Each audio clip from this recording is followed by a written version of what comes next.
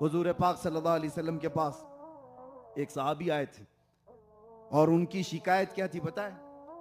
फजर में वो बहुत जल्दी भागकर चले जाते थे नमाज पढ़कर। सहाबा ने उनकी शिकायत की हुजूर की बारगाह में कि बहुत जल्दी नमाज पढ़ करके चले जाते हैं, रुकते भी नहीं। हुजूर ने उनको बुलाया कि क्या बात है? तो उन्होंने क्या जवाब दिया पता है? उनके घर के बगल में एक यहूदी का घर था। उस यहूदी के आंगन में खजूर का एक दरख्त था, उसकी शाखें इनके आंगन में भी आती थी और पक्की खजूरें इनके आंगन में गिर जाती थी, और ये इसलिए दौड़ करके जल्दी चले जाते थे कि मेरे बच्चे उठ जाएंगे तो कहीं उसकी खजूरें उठाकर खा ना लें, मैं खजूरें जमा करके अपने पड़ोसी यहूदी को दे दूंगा। ये उनके रोज का मसला था, रोज का। अमानत कैसी थी, या तो लोग चुरा चुरा करके खाने वाले लोग हैं और उनके घर में गिरी हुई चीजें उठाकर देते। हुजूर पाक सल्लल्लाहु ताला अलैहि वसल्लम को इस बात पर बड़ा रहम आया और सहाबा से कहा, जाओ उस यहूदी को बुला लाओ और उस यहूदी से कहो कि वो अपना दरख्त मेरे इस सहाबी को बेच दे दे।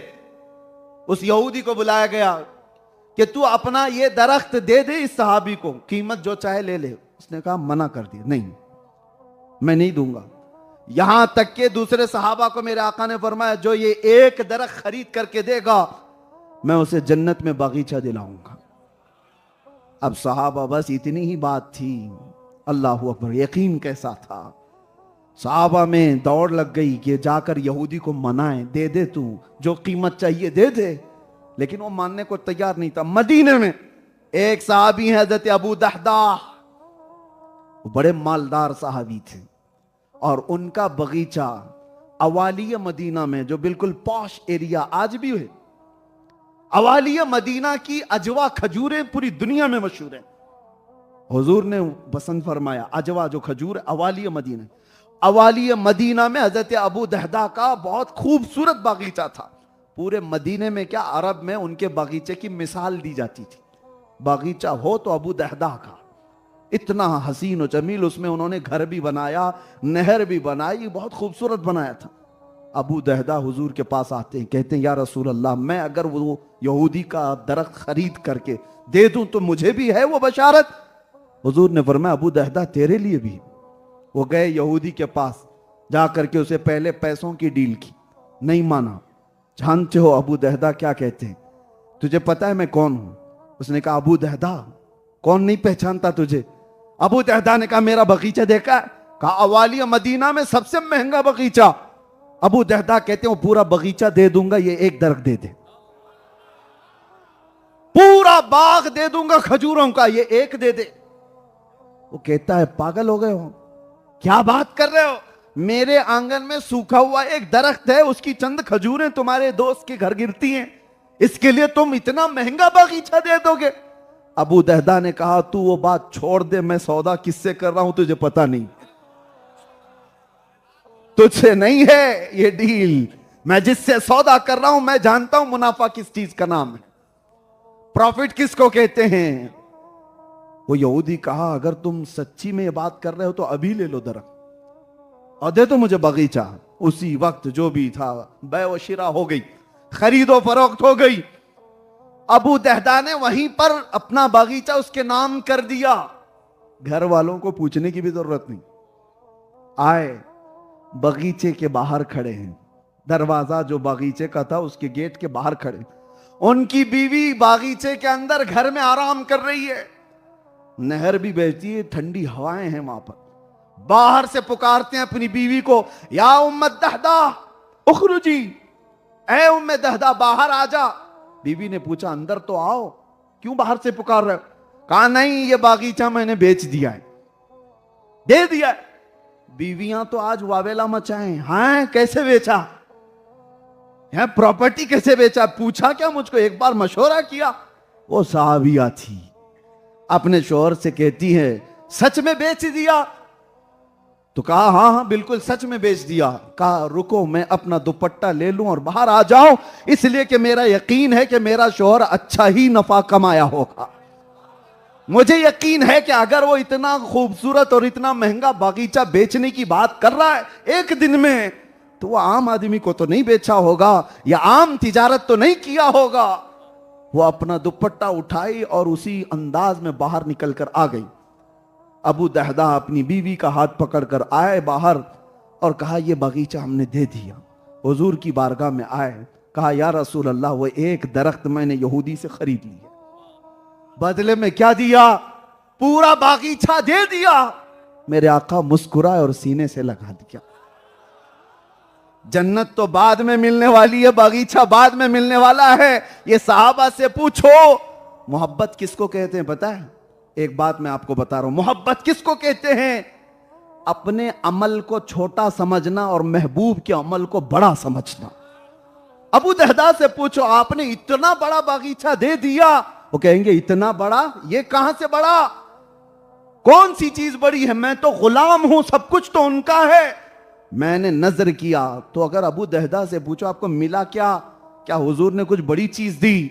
साहबा कहते हैं महबूब की छोटी सी चीज भी बज़ाहिर वो बहुत बड़ी है। क्या मिला आपको?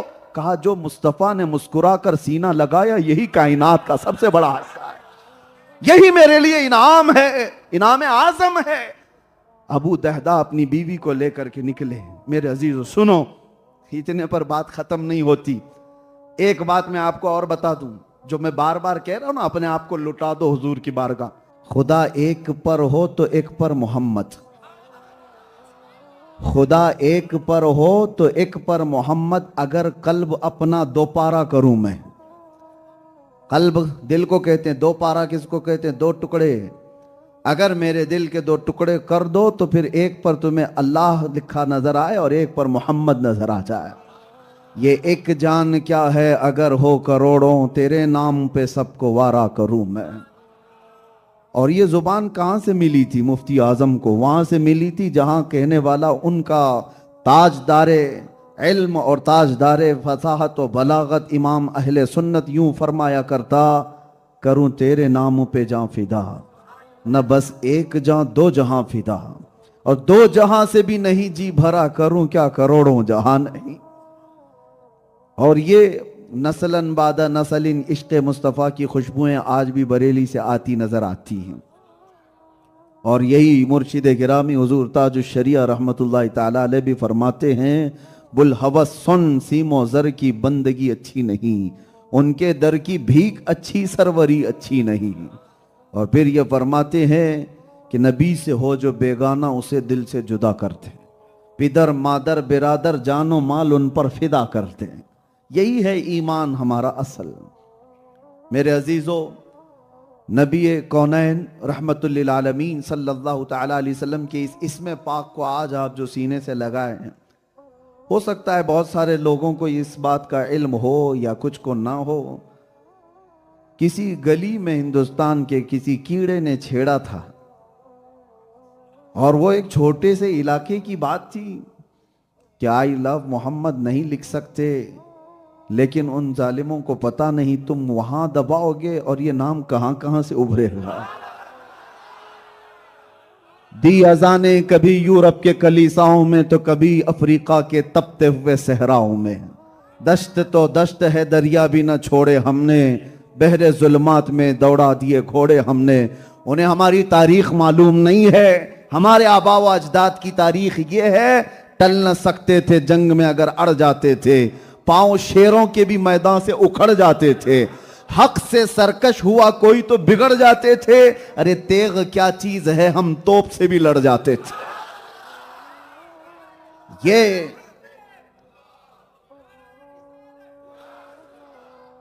जिस तार को दुनिया छेड़ती है उसे अंदाजा नहीं है कि ये कहां तक करंट जाता है।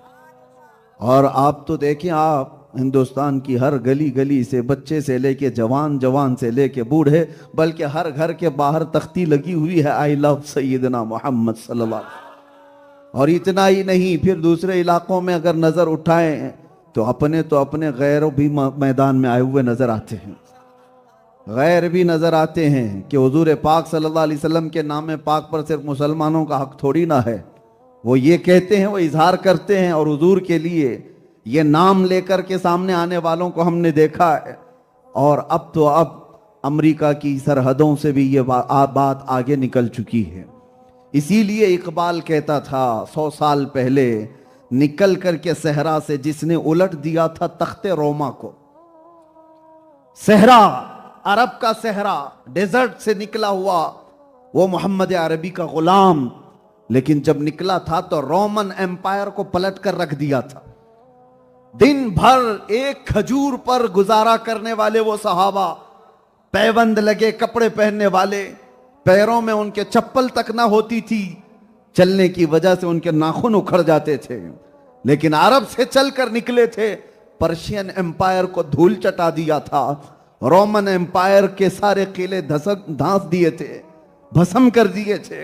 ये तारीख गवाह है। और इकबाल कहता है, निकल करके सहरा से जिसने उलट दिया था तख्ते रोमा को, सुना है खुदसियों से मैंने कि वो शेर फिर होशियार होगा। सुना है खुदसियों से मैंने कि वो शेर फिर होशियार होगा। और दुनिया यही नहीं चाहती है कि वो शेर कभी दोबारा होशियार हो, लेकिन जब कभी कोई कीड़ा इस तरह की बात करता है तो हजारों मोहम्मद अरबी के शेर दोबारा जिंदा नजर आते हैं। उस नामे पाक को कहां कहां से हटाया जा सकता है, कहां कहां से मिटाया जा सकता है। एक जालिम था 3-4 साल पहले, और वो हमारे इलाके की बात कर रहा हूं। उसने ये सोचा कि मैं अपना दीन बदल लूंगा।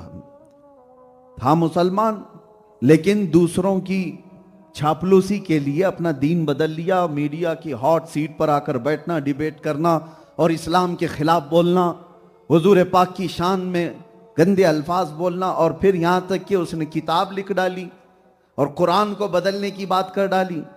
मुसलमान नाम का एक आदमी, मैं नाम इसलिए नहीं जिक्र करता कि ये पाक मजलिसें उन नापाकों से खराब ना हो, लेकिन सर्च करे तो सबको पता चल ही जाता है किसके लिए बोल रहे हैं, किसके लिए बोल रहे हैं। इसीलिए कि मुझे पता है, मुझे कितने दिन तक इसी बात के लिए तो घुमाया जा रहा था, आपने कुत्ता किसको कहा। मैंने एक शेर कहा था, वो शायद मालूम होगा।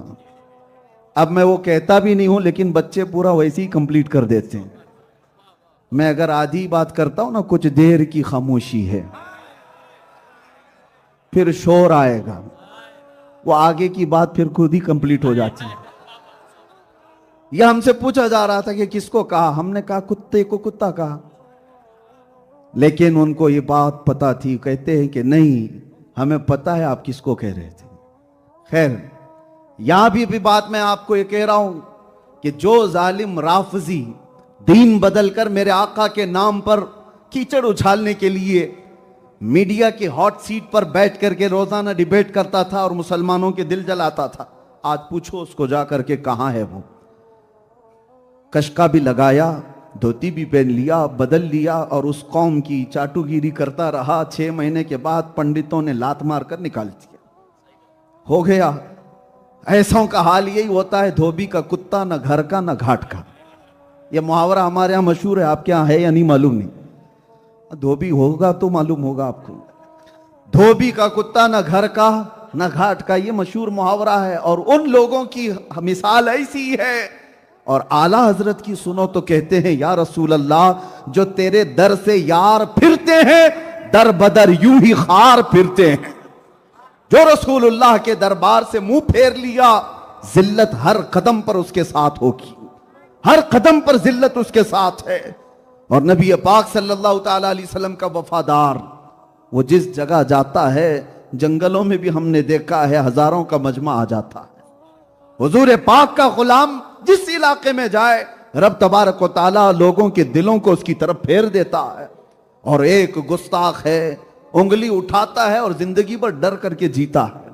4 लोगों में आने की हिम्मत नहीं होती। वजह क्या है? हुजूर की शान में तौहीन करने के बाद आप सबकी तारीख देख लें, फिर लास्ट उनकी मौत तक उन्हें डर करके ही जीना है, खौफ के साथ ही जीना है। लेकिन इश्क की बात करने वाला सर चढ़कर बोलता रहता है। वो हर बाजार में, हर गली में, हर मजमे में आजाद जा सकता है। फैसला कर लो मेरे अजीजों।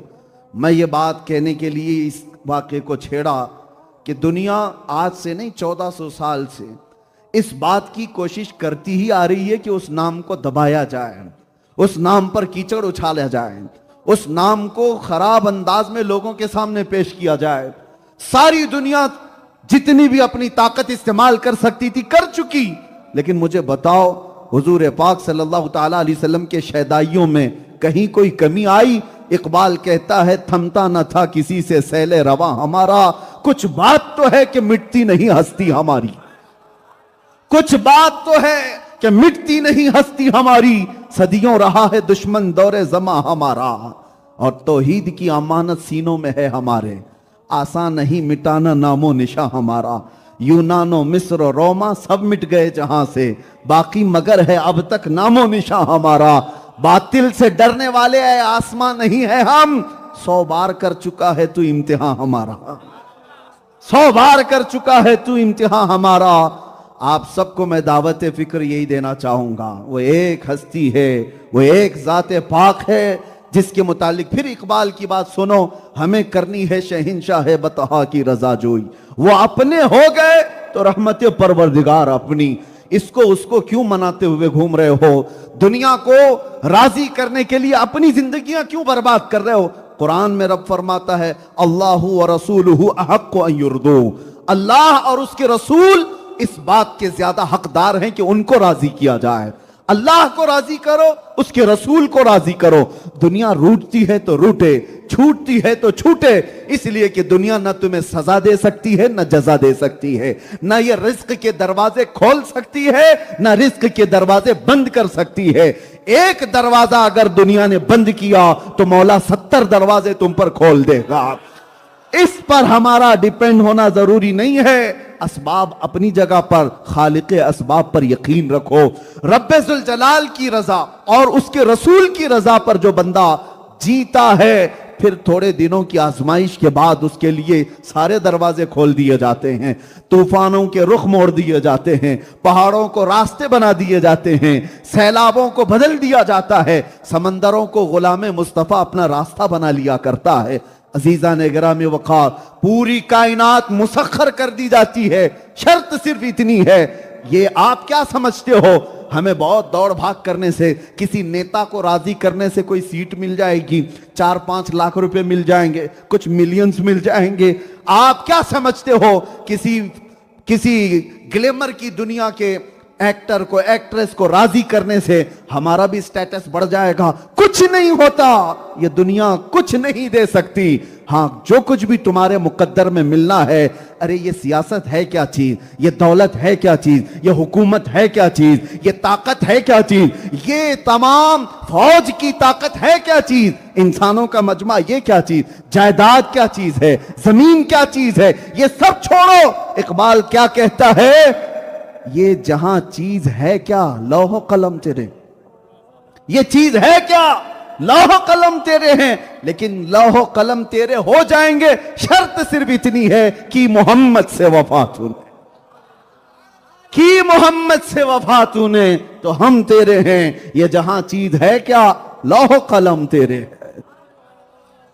बात यहीं आकर रुकती है, बात यहीं आकर रुकती है। वला तहीनु वला तहज़नु व अंतुमुल अअलौन इन कुंतुम मुमिनीन, तुम घबराओ मत, परेशान मत हो, तुम सबसे ज्यादा सरबुलंद रहोगे। शर्त यह है कि मुस्तफा के गुलाम बन जाओ, ईमान वाले हो जाओ। ईमान इसी को कहते हैं जब तक के सारी कायनात से ज्यादा मेरे मुस्तफा से मोहब्बत ना करे, यह ईमान का सबसे बड़ा हिस्सा है। इसीलिए मेरे अजीजों, आप ये फिक्र ना करें कि मेरे नबी पाक सल्लल्लाहु ताला अलैहि वसल्लम का नाम कोई कीड़ा मकोड़ा मिटाने की कोशिश कर रहा है। ये तो बरसाती है, मौसम के साथ आते भी हैं और जाते भी। होना में पाक के साथ कुछ नहीं होना है। जिसको रब ने फरमाया वरफ़अना लक ज़िक्रक, सारे कुत्ते मिलकर भौंके तो भी उस नाम पर कुछ असर नहीं होने वाला। तू घटाए से किसी के न घटा है न घटेगा। या रसूल अल्लाह, जब बढ़ाए तुझे अल्लाह ताला तेरा, मिट गए मिटते हैं मिट जाएंगे आधा तेरे, न मिटा है न मिटेगा कभी चर्चा तेरा। और हम सुन्नी क्या कहते हैं, भोंकने वाले भोंकते रहे, रहेगा यूं ही उनका चर्चा रहेगा, रहेगा यूं ही उनका चर्चा रहेगा। पड़े खाक हो जाएं जल जाने वाले, खाक हो जाएं अदू जल कर, मगर हम तो रजा, दम में जब तक दम है जिक्र उनका सुनाते जाएंगे। लब्बैक या रसूल अल्लाह, लब्बैक या रसूल अल्लाह। एक वक्त आएगा,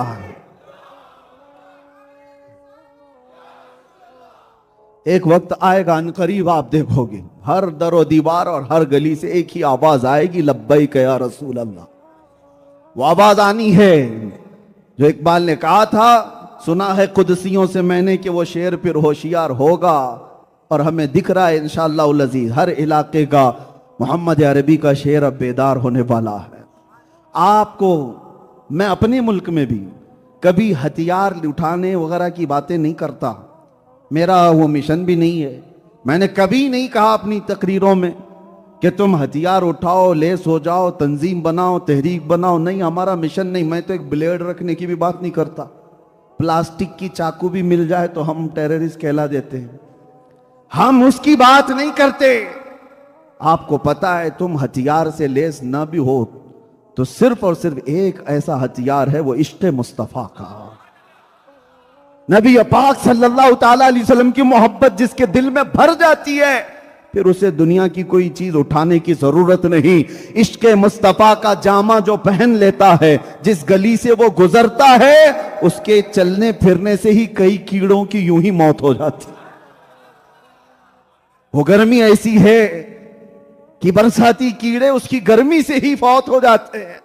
आपको कुछ करने की जरूरत नहीं। इसीलिए हम जो दावत देते हैं वो ये है कि अगर हुजूर के गुलाम हो कि नहीं, पहले आप बताओ। हाथ मत उठाओ, ये बहुत जिम्मेदारी वाली बात है, क्योंकि हाथ देखे जा रहे हैं। मैं और मौलाना नहीं, जिसके लिए उठा रहे हो वो जरूर देख रहे हैं। हाथ उठाने से पहले 100 बार सोच लेना। मैं पूछ रहा हूं, उनकी गुलामी पर तुम्हें कोई एतराज है कि अगर कोई दुनिया तुम्हें कहे कि तुम मोहम्मद अरबी के गुलाम हो तो तुम्हें बुरा लगेगा? नहीं मेरे अजीज, ये तो हमारी जिंदगी की मेराज है। और हमारे बुजुर्गों ने तो यूं कहा, सगे तैबा सब मुझे कह कह के पुकारे बेदम। बेदम वारसी तो यूं कहते हैं कि दुनिया मुझे तैबा का कुत्ता कहकर पुकारे, मदीने का कुत्ता कहकर पुकारे। और उनकी ख्वाहिश तो देखो, वो कहते हैं यही रखी हो मेरी पहचान मदीने वाले। या रसूल अल्लाह, बस मेरी पहचान इतनी रखो कि दुनिया मेरे नाम से नहीं, मुझे मदीने का कुत्ता कहकर पुकारे।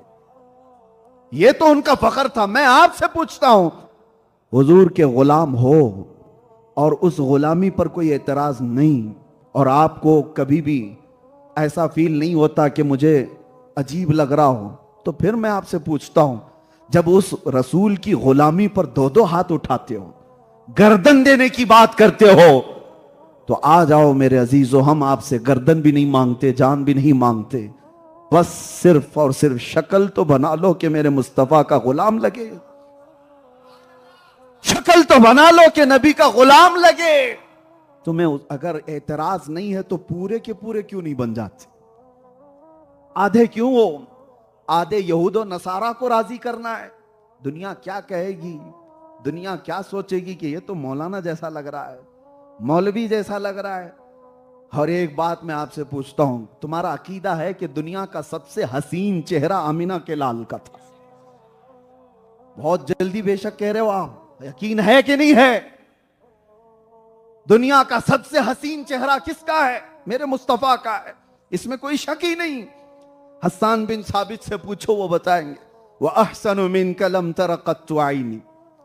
या रसूल अल्लाह, आपसे ज्यादा हुस्न वाला मेरी आंखों ने देखा ही नहीं। साहबी रसूल हैं, लेकिन मैं एक कहता हूं कि शायर, देखो वो शायर भी थे। एक मिसरा कहा, या रसूल अल्लाह, आपसे ज्यादा हसीन मेरी आंखों ने देखा नहीं। तो दिल में हो सकता है ख्याल आया हो, कोई बाद में एतराज कर देता कि हस्सान तुम तो मक्का मदीने में ही थे, हो सकता है तुमने नहीं देखा, दुनिया में कहीं और होगा। तुम तो ये कह रहे हो ना, मेरी आंखों ने नहीं देखा आपसे ज्यादा खूबसूरत, हो सकता है कहीं और होगा, तुम मक्का मदीना और अतराफ ही तो रहे। हस्सान बिन साबित ने गरज कर दूसरा मिसरा कहा, वो अजमलु मिन कलम तलिदिन निसाओ। पहला तो ये कहा था, या रसूल अल्लाह, आपसे ज्यादा हुस्न वाला मेरी आंखों ने देखा ही नहीं। लेकिन ये एतराज आ सकता था, तो हस्सान बिन साबित ने कहा, नहीं नहीं, देखा नहीं, ये अलग बात है। पूरी कायनात में किसी मां ने आपसे ज्यादा हसीन जना ही नहीं,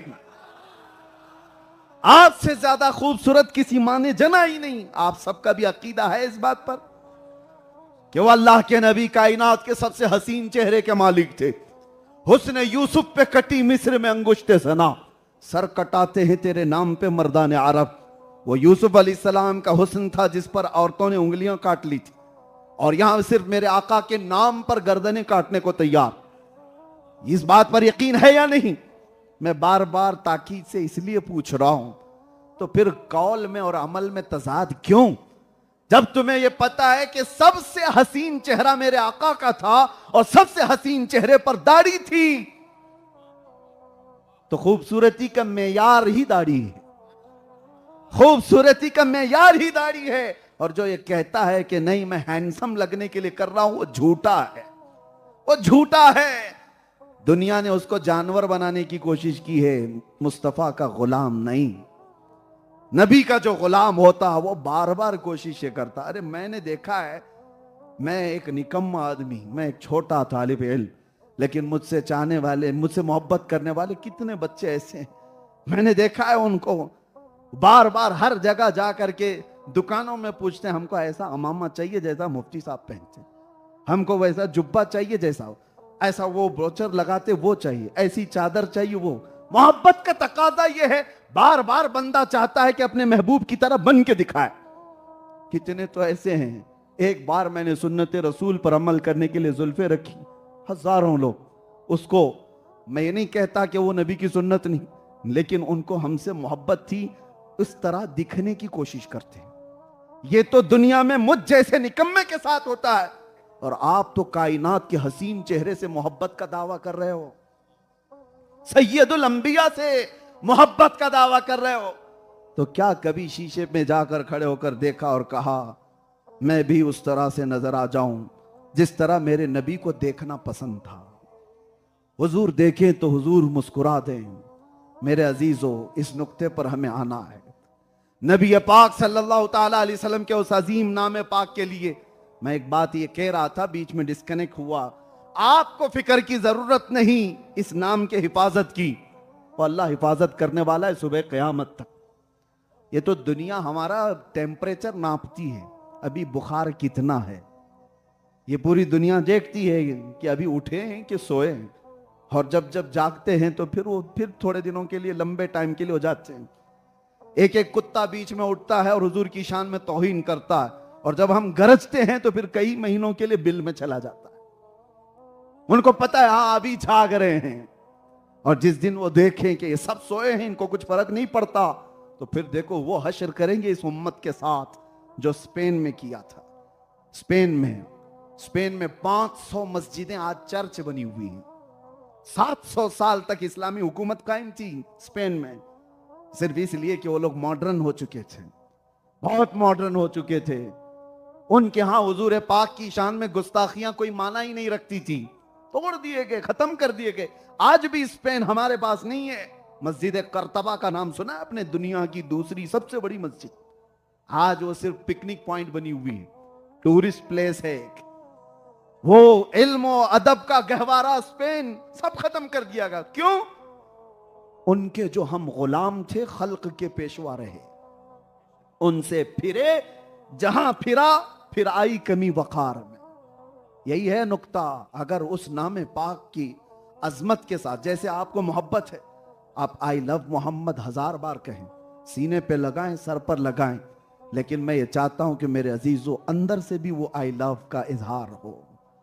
आप अगर मोहब्बत करते हैं तो कुछ चीजों को तो छोड़ना होगा, कुछ ख्वाहिशात को तर्क करना होगा। अब मैं अपनी गुफ्तगू पर आता हूं। आओ मेरे आका सल्लल्लाहु अलैहि वसल्लम से पूछते हैं ईमान किसे कहते हैं। हुजूर फरमाते हैं ला युमिनु अहदुकुम हत्ता यकूना हवाहु तबअन लिमा जितु बिही।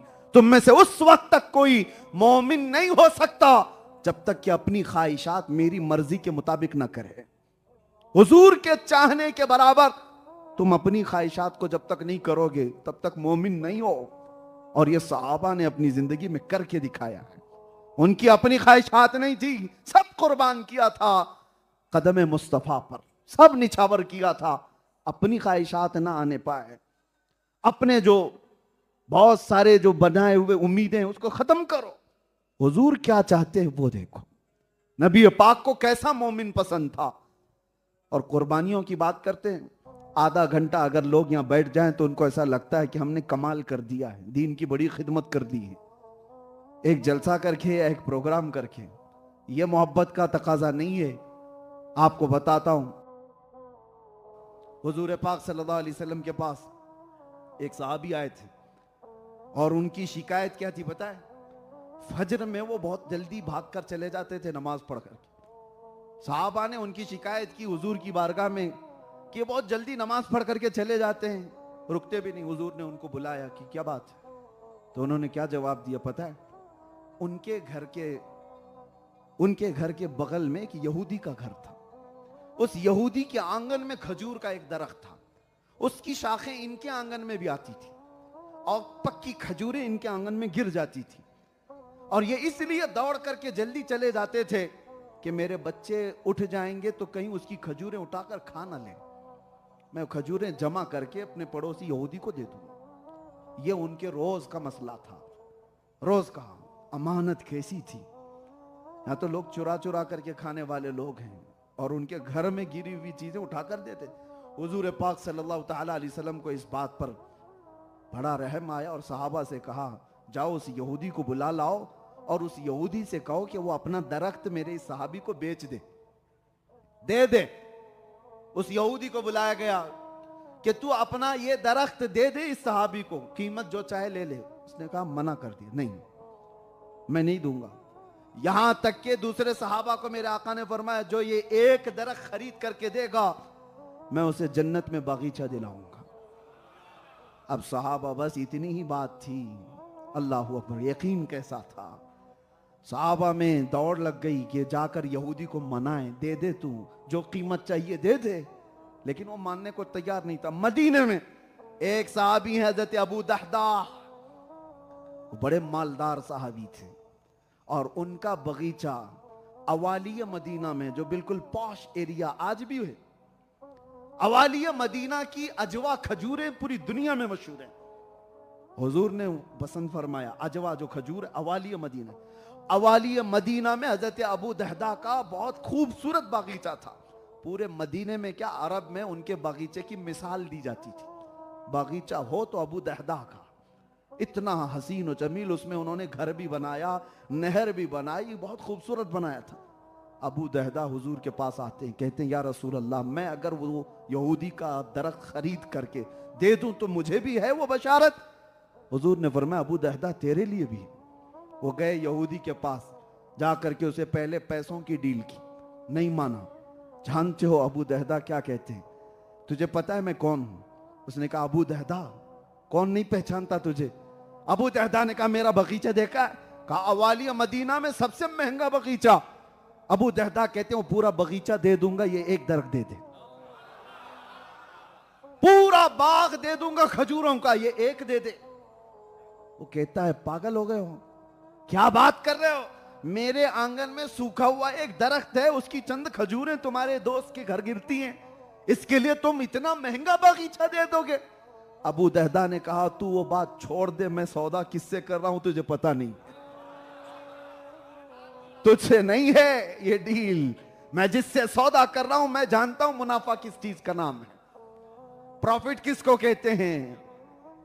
वो यहूदी कहा अगर तुम सच्ची में ये बात कर रहे हो तो अभी ले लो दरख्त और दे दो मुझे बगीचा। उसी वक्त जो भी था बै व शिरा हो गई, खरीदो फरोख्त हो गई। अबू दहदा ने वहीं पर अपना बगीचा उसके नाम कर दिया।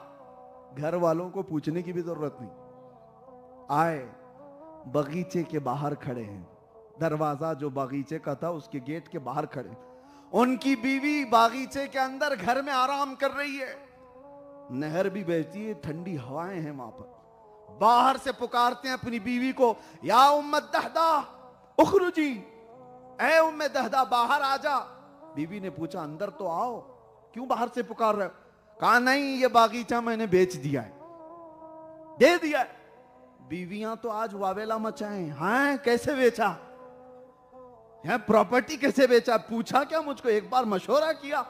वो साहबिया थी, अपने शोहर से कहती है सच में बेच दिया? तो कहा हाँ हाँ बिल्कुल सच में बेच दिया। कहा रुको मैं अपना दुपट्टा ले लूं और बाहर आ जाऊं, इसलिए कि मेरा यकीन है कि मेरा शौहर अच्छा ही नफा कमाया होगा। मुझे यकीन है कि अगर वो इतना खूबसूरत और इतना महंगा बागीचा बेचने की बात कर रहा है एक दिन में, तो वो आम आदमी को तो नहीं बेचा होगा या आम तिजारत तो नहीं किया होगा। वो अपना दुपट्टा उठाई और उसी अंदाज में बाहर निकल कर आ गई। अबू दहदा अपनी बीवी का हाथ पकड़कर आए बाहर और कहा ये बगीचा हमने दे दिया। हुजूर की बारगाह में आए, कहा या रसूल अल्लाह वो एक दरख्त मैंने यहूदी से खरीद लिया, बदले में क्या दिया? पूरा बागीचा दे दिया। मेरे आका मुस्कुराए और सीने से लगा दिया। जन्नत तो बाद में मिलने वाली है, बागीचा बाद में मिलने वाला है। ये सहाबा से पूछो मोहब्बत किसको कहते हैं पता है? एक बात मैं आपको बता रहा हूं, मोहब्बत किसको कहते हैं? अपने अमल को छोटा समझना और महबूब के अमल को बड़ा समझना।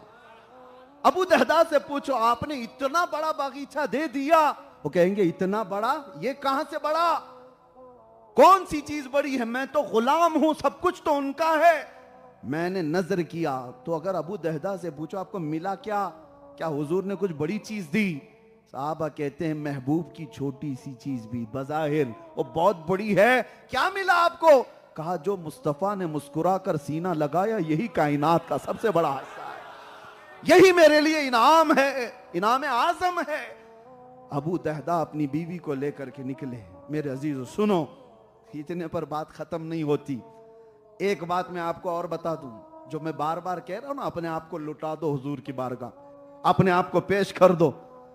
कसम रब्बे जुल जलाल की, जो बंदा हुजूर का होता है ऐसा नहीं है, वो गैरतमंद रसूल ऐसे हैं कि 10 गुना ज्यादा फायदे के साथ तुम्हें दुनिया में लुटा देते। जो भी हुजूर का चर्चा किया है वो यही पाया है, यही पाया है। वो उसका कुछ जाता नहीं है। एक बार कह करके तो देखो मेरी गर्दन या रसूल अल्लाह आपके लिए, जाती कभी नहीं है गर्दन, लेकिन एजाज बहुत बढ़ता है। तुम्हें मरना थोड़ी ना है अभी, जब वक्त आएगा। लेकिन तुमने अज़्म जो किया, इस हौसले का ही इनाम बहुत बड़ा है। अज़्म भी कर लिया तो। अबू दहदा अपनी बीवी को लेकर निकल पड़े। बारगाह मुस्तफा के एक फरमान पर उन्होंने अपना बगीचा दे दिया। उधर यहूदी अपनी बीवी को आकर कहता है कितने बेवकूफ हैं मुसलमान, कितने बेवकूफ हैं मुसलमान। मेरे घर के सामने दरख्त है, उसकी शाखें बगल के मुसलमान के घर आती हैं, और इस दरख्त के लिए उन्होंने इतना बड़ा बगीचा मेरे नाम पर कर दिया, और मैंने इतना फायदे का सौदा किया है। अपनी बीवी से कहता है कि वो बागीचा तो मेरा है ही, ये दरख्त कहां जाएगा? दरख्त तो मेरा आंगन में है। कैसे बेवकूफ लोग हैं, दरख्त तो यही रहेगा ना, मेरा दरख्त मेरे ही आंगन में रहेगा, बस नाम के लिए खरीदा है उन्होंने। ये रात को कह रहा था वो यहूदी। रात हुई, फजर की नमाज के बाद ये जो सहाबी दौड़े दौड़े भागते थे अपने घर खजूरें चुनने के लिए, वो आज मेरे मुस्तफा के पीछे नमाज पढ़ करके वापस घर आते हैं कि वो पक्की खजूरें गिरी होंगी तो दे दी जाएं या फिर जमा कर दी जाएं। अल्लाहु अकबर, रिवायात में मिलता है वो सहाबी आकर देखते हैं वो दरख्त यहूदी के आंगन में नहीं, सहाबी के आंगन में मौजूद है। कब निकला कब आया किसी को नहीं पता। यहूदी कह रहा था ये बेवकूफ लोग हैं जो तिजारत करते हैं, उन्हें उससे क्या खबर, इशारे से चांद चीर दिया, छुपे हुए खुर को फेर दिया, गए हुए दिन को असर किया, या रसूल अल्लाह ये ताबो तवा तुम्हारे लिए। वो तो सूरज पलटाने वाले एक दरख्त को उखाड़ कर इधर ना उठाए, उनके हुक्म की ही बात तो है। हुजूर ताजु शरिया बदरु तरीका यही तो फरमाते हैं, भरी जन्नत हिबा कर दें, जहां बानी अता कर दें, भरी जन्नत हिबा कर दें, नबी मुख्तार कुल हैं जिसे जो चाहे अता करते। ये मैं आपको इसलिए अर्ज किया कि उस सहाबी की बात तो देखो, क्या हम में से कोई है जो इस तरह की अपनी ख्वाहिशात को हुजूर के कदमों पर निछावर कर दे? जिससे हम चिपके हुए हैं उससे तो हटना नहीं चाहते। कोई चीज हमारे हिस्से में आ गई, बहुत सारे लोग उलमा इकराम के अदब और उनके एजाज अपनी जगह पर, और साथ ही इनकी मोहब्बतें जो मेरे लिए हैं, अल्लाह उनकी हजारों जज़ाएं अता करे। लेकिन एक बात मैं कहता हूं, बहुत सारे लोग आज इस मौजू पर बोलना सिर्फ इसलिए नहीं चाहते कि उनकी गर्दन पर कोई हंटर न चला दे। ये जालिम हुकूमतें हैं, पता नहीं क्या करेंगी हमारे साथ। हमारे बीवी बच्चे हैं, हमारे घर बार हैं, हमने बहुत खूबसूरत घर बनाया है, जहां वहां यहां प्रॉपर्टी खरीदी है, बैंक में इतने पैसे जमा किए। ये जो कंफर्ट जीने की आदत है ये बुज़दिल बना चुकी है। हुजूर के कदमों पे निछावर होना सिर्फ वो अपने घर में तकिए पे टेक लगाकर बैठ के तो बोल सकता है। जालिमों की आंखों में आंखें डालकर बात करने से इसीलिए हिम्मत टूटती है कि फिर इनका क्या होगा, मेरे बच्चों का क्या होगा, मेरा घर क्या होगा। ये अभी आएंगे, हमारे ऊपर रेड पार देंगे और हमारी जायदादें जब्त कर लेंगे। अगर ये ख्यालात हैं उलमा के या मुबल्लिगीन के, तो मैं कहता हूं शर्म से डूब मरना चाहिए। क्या सहाबा की औलाद नहीं थी जब वो बदर जा रहे थे? क्या उनकी बीवियां नहीं थी जब वो जंगे उहद में जा रहे थे? मैं तो जानता हूं एक खातून ऐसी मदीने की जंगे उहद में दौड़ती हुई आई थी, उनका जवान बेटा 22 साल का शहीद हुआ था। हुजूर के पास आकर कहती है, सुना है मेरा लाल शहीद हो गया, अगर आप इजाजत दें तो मैं लाश देखूं, अगर आप इजाजत दें तो मैं लाश देखूं। वो अपने बेटे की मैयत देखने के लिए इजाजत मांग रही है मेरे मुस्तफा से। हुजूर ने कहा जाओ देख लो। सहाबा कहते वो खातून आई, अल्लाह अकबर। जो लोग ये कहते हैं ना हमारा है कि नहीं कुछ, हमारे बीवी बच्चे, हमारी जायदाद, हमारी प्रॉपर्टी, हम जाएंगे तो हमारा क्या होगा, शर्म करना चाहिए। वो खातून मदीना आती हैं अपने बेटे की लाश देखकर, नोहा करना, मातम करना, चेहरा पीटना, चीखना चिल्लाना नहीं, आते साथ अपने बेटे की लाश को पलट दिया, जुब्बा उठा दिया जिस्म से और पीठ पर हाथ फेरने लगी और उसके बाद फिर सीधा कर दिया लाश को, सजदे में गिर गई, सजदे में गिर गई और उठती है तो एक सहाबी उससे पूछते हैं, बड़ी भी आप ही क्या कर रही हो? आप जो सुनो किस लिए मैं सुना रहा हूं। वो मदीने की खातून कहती हैं, मैंने मेरे बेटे को पलट दिया, ये सब चीजें देखकर तू ताज्जुब कर रहा है। सुन, आज जब मुझसे ये इजाजत लेकर घर से निकल रहा था, जंग में जा रहा था, तो मैंने इसको नसीहत की थी, बेटा अगर रसूलुल्लाह पर कभी सख्त वक्त आ गया तो पांव फेर कर भागना मत मैदान से, हुजूर को छोड़ करके आना मत, और अगर देख याद रख जंग के मैदान से भागते हुए तू मारा गया तो मैं दूध भी माफ नहीं करूंगी, मैं तुझे माफ नहीं करूंगी। ये मैंने इसको नसीहत की थी मेरे बेटे को। कहा फिर क्या हुआ? कहा घर में थी मदीने में, अचानक खबर आई कि जंगे उहद का पासा पलट गया, अचानक कुफार और मुशरिकीन गालिब आ गए, सहाबा के ऊपर वो गलबा हासिल कर चुके हैं और हुजूर पाक के दांत मुबारक शहीद कर दिए गए, सख्त वक्त आ गया।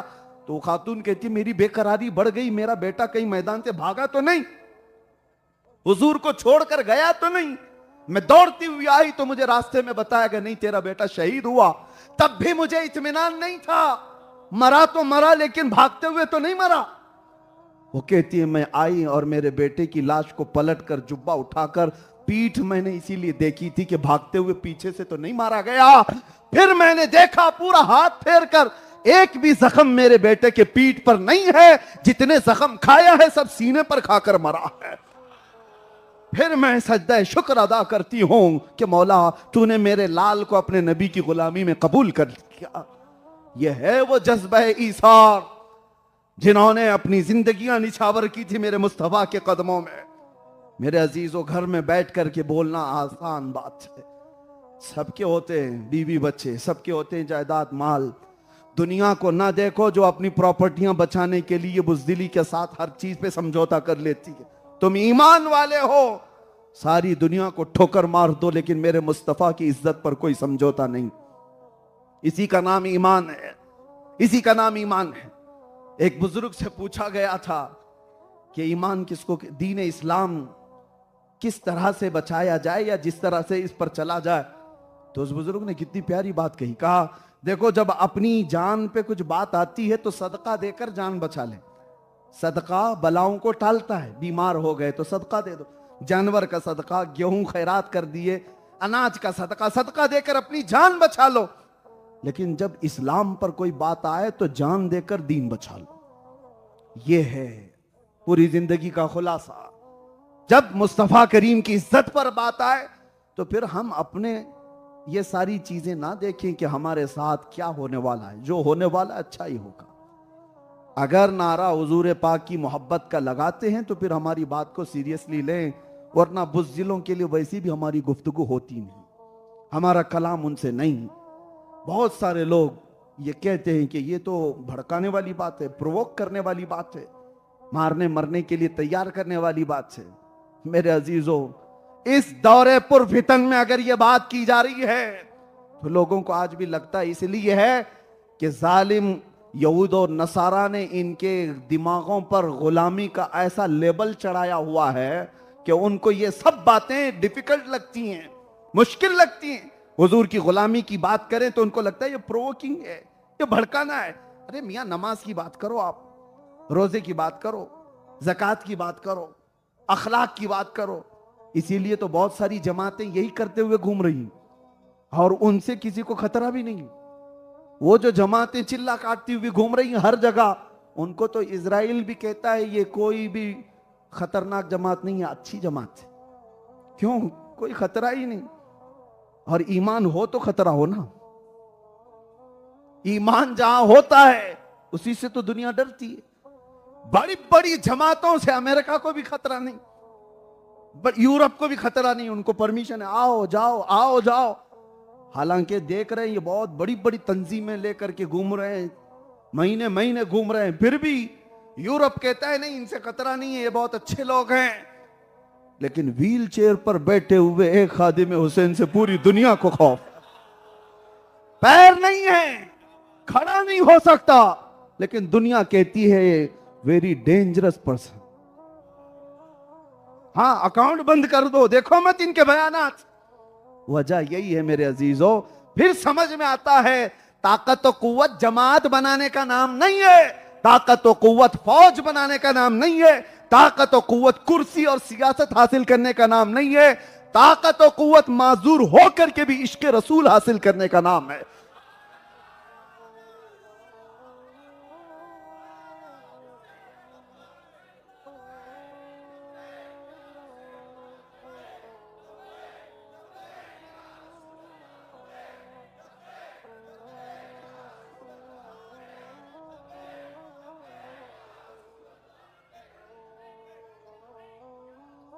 नौजवानों,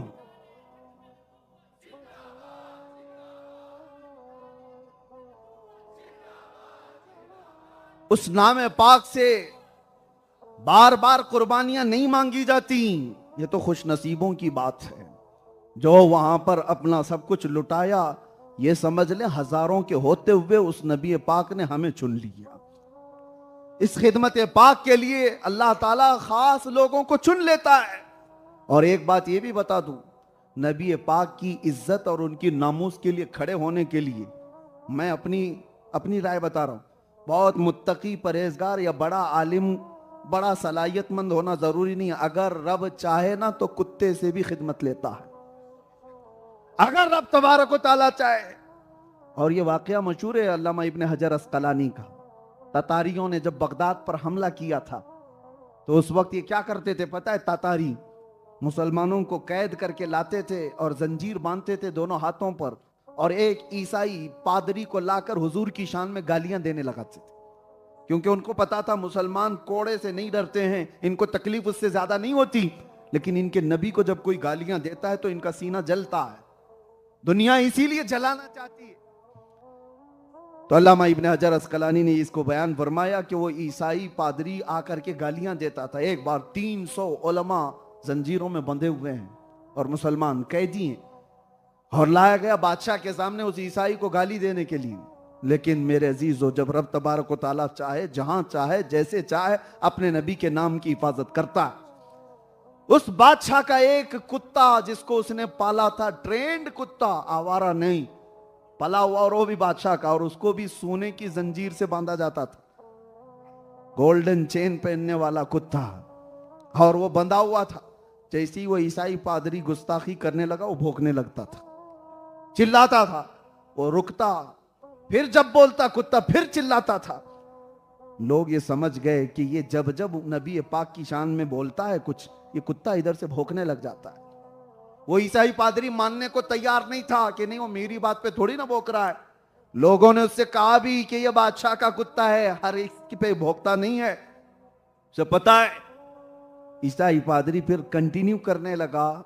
तारीख में मौजूद है मेरे अजीज, वो कुत्ता जंजीर तोड़कर निकल आया, पूरे भरे दरबार में ऐसा उछल करके आया और उस ईसाई पादरी के सीने पर चढ़ा, दम जदन में उसको फाड़ करके रख दिया था, खत्म कर दिया। और उसकी हैबत ऐसी तारी थी पूरे दरबार में, उसको कोई पकड़ने नहीं जा रहा था उस कुत्ते को कि क्या हो गया, क्या हो गया है। उसकी हैबत तारी थी, दहशत तारी थी उस कुत्ते की। और इस वाक़े को देखने के बाद 10,000 ततारियों ने इस्लाम कबूल किया था। तुम जहां नबी पाक के नाम पर उंगली उठाते हो, रब ताला वहीं से ये सैलाब शुरू फरमाता है, वहीं से ये तूफान उठता है। इसी को इकबाल ने कहा था, हरम को मिल गए पासबां सनम खाने से। रब तबारक व तआला का यह दस्तूर है, निजाम है। जहां इस नाम पाक को रोकने की कोशिश की जाती, वहां से सैलाब फिर शुरू होता है। इसलिए मैं कह रहा हूं, अपने आप को पेश करो। बहुत बड़ा मुत्तकी, परहेजगार, आलिम दीन होना जरूरी नहीं। तुम जज्बे वाले हो। आज से 4 साल पहले मैं ये बात बार बार अपनी तकरीरों में दोहराता हूं। मुंबई में हमारे मुल्क में एक लोमड़ी का बच्चा हुजूर की शान में बार बार गुस्ताखियां कर रहा था, तो बर्दाश्त ना हुआ था, तो हमने एक चैलेंज किया था, आ जाओ आग में। पता होगा दिल्ली में आते हैं, एक बड़ी आग लगाते हैं, तुम भी कूदो मैं भी कूदता हूं। हमने कहा था इसलिए कि जज्बात ऐसे थे कि इनसे डिबेट करके कोई मतलब नहीं, ये तो बातचीत करने के लायक भी नहीं। ये बात मैं क्यों कह रहा हूं, उससे कहा कि आ जाओ, देखें जो बच जाएगा उसका दीन पहचाना जाएगा। ये बात आई गई, मशहूर हो गई, वायरल हो गई हर किसी के पास कि आग में कूदने का चैलेंज किया है मुफ्ती साहब ने। मेरे अजीजों, कोई प्री प्लान चैलेंज नहीं था, कोई मंसूबाबंदी के साथ की हुई बात नहीं थी, जज्बात थे हमारे। खैर, लेकिन मैं बता इसलिए रहा हूं ये बात, रमजान का महीना था, मुंबई में एक नौजवान मेरे पास आया, और कैसा था, बालों में भी डिजाइन है, दाढ़ी में भी डिजाइन है, फटी हुई जीन्स है, कान में बाली पहना हुआ, टैटू है पूरे, जो एक आवारा नौजवान होते हैं इस तरह से, बड़ा ही आवारा किस्म का, जैसा नशेड़ी होता है, दिख रहा था। वो आया, कहा मुफ्ती साहब आपसे कुछ बात करनी है। कहा क्या है बेटा बताओ। कहा सुना है आपने आग में कूदने का किसी को चैलेंज किया है। मैंने कहा तुमको इससे क्या है, क्या कहना चाहते हो। कहा आप जा रहे हैं, सच्ची में आग में कूदने की बात आपने की है। कहा हाँ। कहा मुफ्ती साहब जब आप जाएंगे मुझे ले जाना, आप नहीं मैं कूदूंगा।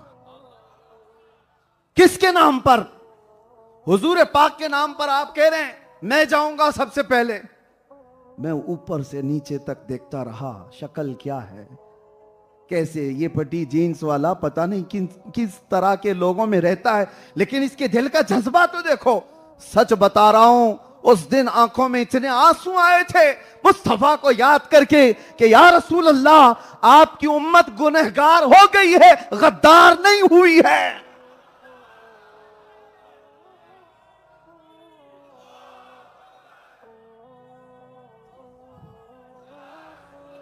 आज भी मर मिटने का जज्बा मौजूद है हमारे हर बच्चे के अंदर, बस इस लॉ को थोड़ी उभारने की जरूरत है। इसीलिए हम इस तरह की गुफ्तगू करते हैं। लोगों को प्रोवोक लगता है, भड़काना लगता है, नहीं मेरे अजीजों, ये शमा तो इनकी पैदाइशी है। हमारी माओ ने हमारे दूध के साथ इश्क रसूल पिलाया है। यह और बात है कि दुनिया के इन झमेलों में फंस करके हमारे अखलाक थोड़े बिगड़े हुए हैं, हम किसी और दुनिया की तरफ गए हुए हैं, हमारे आमाल थोड़े बिगड़े हुए हैं। हमें पता है दुनिया वालों, आप ये मत समझना हम नए अपराध बना रहे हैं, नहीं नए अपराध नहीं, ये पैदाइशी शम्मा इश्क रिसालत लिए हुए आए हुए लोग हैं। हम सबके सीनों में एक शमा जलती है जिसका नाम इश्क मुस्तफा है। बस ये है कि वो मध्यम हो गई, लौ छोटी हो गई, रोशनी कम हो गई, फिर हम उसी को उठाने की बात करते हैं। हमारी बातें सिर्फ इसलिए हैं कि वो जो मध्यम रोशनी है, जरा और लौ को ज्यादा करो, और लौ को ज्यादा करो। अभी एक बार हमने पुकारा था आई लव मोहम्मद, हर नौजवान तख्तियां लेकर बाहर आ गया। ये क्या तरीका है, ये क्या जरिया है? यही तो हम कह रहे हैं, वो लौ जो चिराग के अंदर मध्यम है, हम उसको उठाना चाहते हैं। किसी और को प्रोवोक करना नहीं है हमें। हमारी अपनी अमानत, हमारी अपनी विरासत जो हमारे सीनों में अल्लाह ने हमें पैदाइशी अता किया है, हम उसी को उठाना चाह रहे हैं। लोग पूछेंगे क्यों उसको उठाना चाह रहे हैं, क्यों उसको उठाना चाह रहे हैं? उनको फिर मैं ये बताना चाहता हूं, क्योंकि कुल असासा हमारा वही है, कुल हमारी जिंदगी वही है। उसी रोशनी का नाम ही ईमान है, उसी रोशनी का नाम ही हमारा सब कुछ है। इसलिए कि हम ये कहते हैं, या रसूल अल्लाह, दहन में जुबान तुम्हारे लिए, बदन में है जान तुम्हारे लिए। हम आए यहां तुम्हारे लिए और उठे भी वहां। हमारी जिंदगी का कुल असासा वही शमा है जो धीमी होती जा रही है, जो मध्यम होती जा रही है। हमें यह बर्दाश्त नहीं होता कि हमारी जिंदगी की रोशनी कम हो जाए, हमारा असासा कम होने लग जाए, हमारी कीमतें घटने लग जाएं। हम उसी कीमत वाली शमा को और बढ़ाना चाहते हैं। अजीजा ने गिरामी, दुनिया अगर ये पूछे कि इसको क्यों उठाना चाहते हैं, क्यों इसकी रोशनी को ज्यादा करना चाहते हैं, हम उनको जवाब देते हैं, जिस दिन ये रोशनी बढ़ गई, फिर देखना कि हमारे मोहल्लों से खालिद बिन वलीद तैयार होगा, हमारे मुआशरे से फिर सलाहुद्दीन की गरजती आवाज आएगी। वो इसी रोशनी को जो मध्यम है, हम थोड़ी सी और तेज कर लें तो मेरे अजीजों, सलाहुद्दीन ऊपर से आसमान से नहीं आया था, शिहाबुद्दीन जमीन से नहीं आया था, वो भी किसी मां की कोख से जन्म लिया हुआ था। खालिद बिन वलीद कहीं हवाओं से आए हुए इंसान का नाम नहीं था, वो मुस्तफा के उसी छांव में पला हुआ जवान था जिसके बाजुओं में अल्लाह ने वो ताकत अता की थी। लेकिन क्या था खालिद बिन वलीद के पास? एक मिसाल मैं गुफ्तगू समेटता हूं। खालिद बिन वलीद का नाम आज तक ऐसा है, बुज़दिलों के मर्ज की दवा का नाम खालिद बिन वलीद। जिसको बार बार डर लगता है, मैं कहता हूं वो वजीफा पढ़ ले उनके नाम का, बुज़दिली वैसी चली जाएगी। जानते हो कौन है वो? सैफुल्लाहिल मसलूल। अपनी जिंदगी में 125 जंगें लड़ी, 125। तुम अपनी पूरी जिंदगी में उतने खेल नहीं खेले होंगे, और वो जंगों के मैदान में रहा है। क्रिकेट और फुटबॉल की बात नहीं कर रहा हूं जो सेंचुरियां मार करके रिकॉर्ड कायम करें। ये वो मुजरा करने वाले लोग हैं जो पैसों के लिए खेलते हो। मैं जंग की बात कर रहा हूं, जान हथेली पर लेकर आने वाला। और खालिद बिन वलीद 125 जंगें लड़े हुए उस अजीम सिपह सालार का नाम है। और किस्मत तो देखो खालिद बिन वलीद की, 125 जंगों में एक जंग में भी उनको शिकस्त नहीं हुई। तारीख है ये, एक जंग में भी शिकस्त नहीं। और एक जंग तो ऐसी है खालिद बिन वलीद की, जंग मौता। जंग मौता खालिद बिन वलीद, वो खुद कहते हैं मेरे हाथ से 9 तलवारें टूटी हैं। एक तलवार टूटी थी छोड़ देता, दूसरी तलवार उठाता वो टूट जाती, तीसरी तलवार उठाता वो टूट जाती। 9 तलवारें टूटी एक जंग के अंदर। तुम क्या समझ रहे हो लकड़ी की और बर्छियों की तलवार है? खालिद बिन वलीद की एक तलवार का वजन 35 किलो होता था। 35 केजी की तलवार, और फिर ढाल जो एक हाथ से उठाते थे। जवान इसको कहते हैं मेरे अजीज, जवान इसको कहते हैं। और वो कौन सी चीज थी जिसको इकबाल कहते हैं ना, दो आलम से करती है बेगाना दिल को, अजब चीज है लज्जत आशनाई। खालिद बिन वलीद, क्या कमाल था इनका, क्यों इस तरह लड़ते थे वारफ्तगी के साथ, बेखुदी के साथ, किसी की परवाह नहीं, और चले चले सामने कौन है इसकी परवाह नहीं।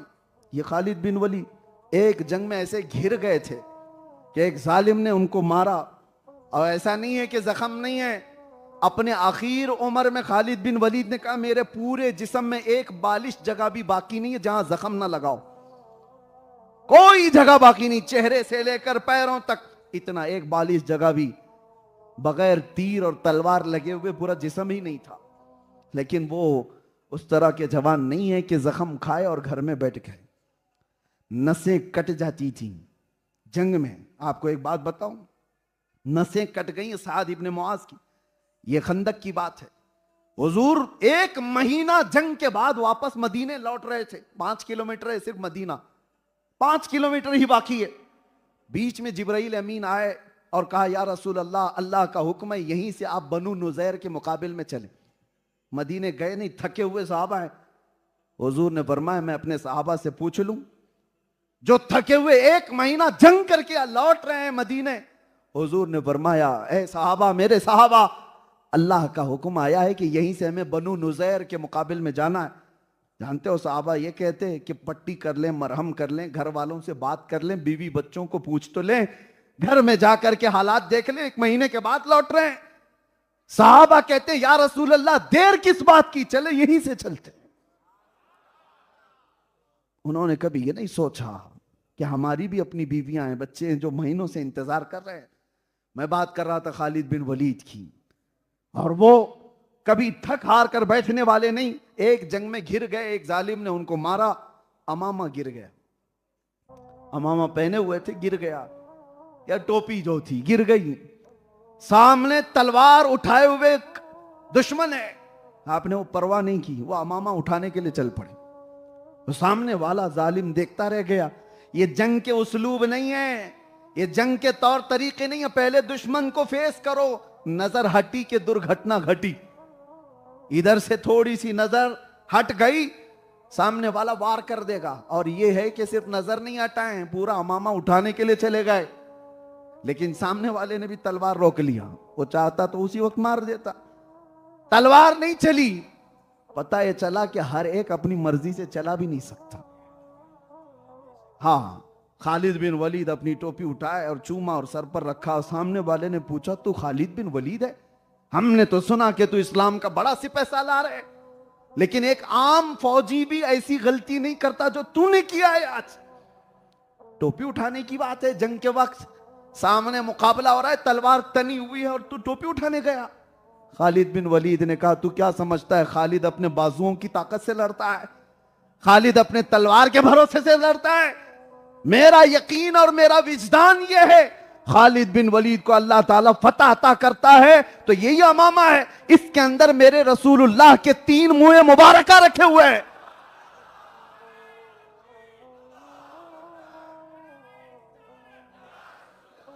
मेरे नबी पाक के बाल मुबारक इसमें रखे हुए हैं, और मेरा यकीन है कि इसी की निस्बत से अल्लाह मुझे फतह अता फरमाता है।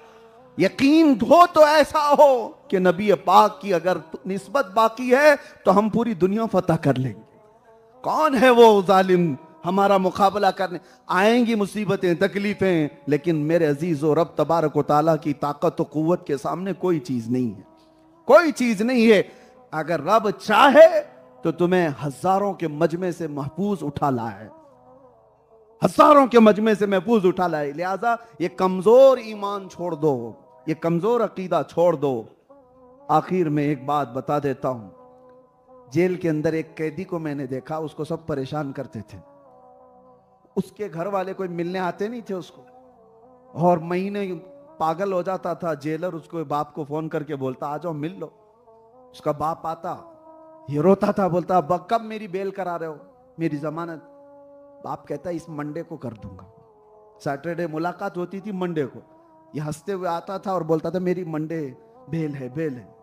मंडे गया, ट्यूसडे गया, फिर हफ्ता भी चला जाता, महीना भी चला जाता, उसका बाप आता ही नहीं था। फिर महीने के बाद ये फिर पागल होता, फिर उसका बाप आता, फिर ये पूछता कब है बेल? वो कहता इस मंडे को रख रहा। ऐसे 3-4 बार हो गया था, 6 महीने उसके गुजर गए थे। एक बार वो अपने बाप से मिल के आ रहा था और वो अभी आया भी नहीं था, सारे कैदियों ने उसको वैसी पुकार के बोला कि इस मंडे है ना तेरी बेल, क्योंकि वही जवाब हर बार मिलता था। उसके दिल पे बात लग गई। कभी किसी ऐसे को छेड़ो ना तो फिर बात कुछ और ही हो जाती। उसको जब कैदियों ने ये छेड़ा कि इस मंडे है ना तेरी, और ठट्टा मार के सब हंसे, तो रोया और कहा, उसका जुमला याद आता है मुझे। वो एक आम आदमी था, पागल था, थोड़ा सनकी था, लेकिन जुमला याद आता है। सबको पुकार करके उसने कहा था देखो, वो गाली देकर के उसने कहा था तुम लोग मेरी इस बेबसी पे रो रहे हो, अल्लाह ने अभी मेरा निकलना लिखा नहीं है।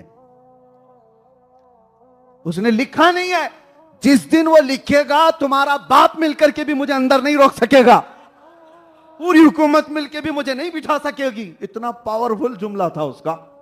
उसने कहा अल्लाह ने अभी लिखा नहीं है, और जिस दिन वो लिखेगा पूरी हुकूमत मिलकर मुझे अंदर नहीं बिठा सकेगी।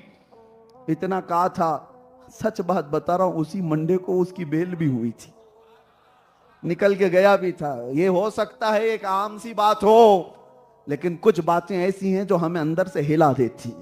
यकीन हो तो ऐसा यकीन हो, हमारी जिंदगियों में कुछ नहीं होगा मेरे अजीजों, खालिक कायनात पर ऐसा भरोसा रखो, सारी ताकतें मिलकर तुम्हारा बाल बेका नहीं करेंगी जब तक रब ना चाहे। और अगर अल्लाह चाह ले तो फिर मच्छर से भी तुम्हारी मौत हो सकती, अल्लाह अगर चाह ले तो चूंटी से भी मर सकते हो, और अगर ना चाहे तो प्लेन क्रैश में भी बच सकते हो।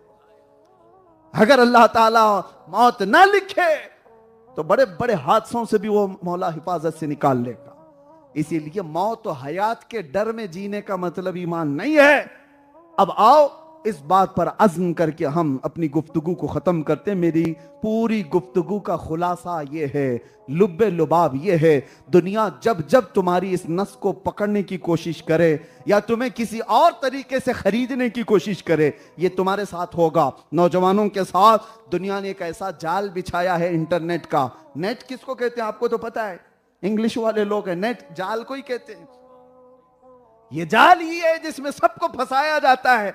फेसबुक पे तुम 24 घंटे लगे रहो, इंस्टा पे लगे रहो, सोशल मीडिया पर लगे रहो, उन अनजानों के साथ जिनको तुम पहचानते भी नहीं, रात भर की चैटिंग। और वो नौजवान बच्चे जो पबजी में अपनी जिंदगियां बर्बाद किए हुए पता नहीं किसके साथ खेल रहे हैं, जिंदगियां बर्बाद होती मैंने देखा है। ये सोशल मीडिया हो या इंटरनेट का जाल हो, तुम्हें फंसा करके रखा गया है। ये खरीदने के सारे सामान है।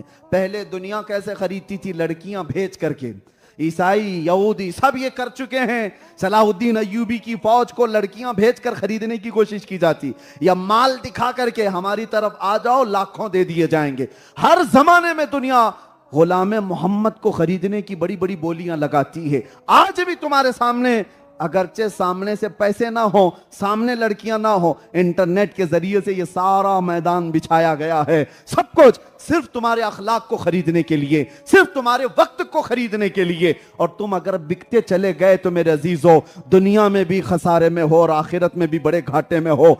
जब कभी तुम्हारी जिंदगी में ऐसा मामला आ जाए कि दुनिया तुम्हें खरीदने की बात कर रही है, तुम्हारे अखलाक को बिगाड़ने की बात कर रही है, खूबसूरत लड़कियां नंगी दिखाकर तुम्हारी आंखों को आवारा करने की बात कर रही है, तो एक जुमला अपनी जुबान से बार बार दोहराना और इन जालिम दुनिया वालों को यूं चीख चीख करके जवाब देना, अपना सब कुछ गुंबद खजरा कल भी था और आज भी है, मेरे नबी से मेरा रिश्ता कल भी था और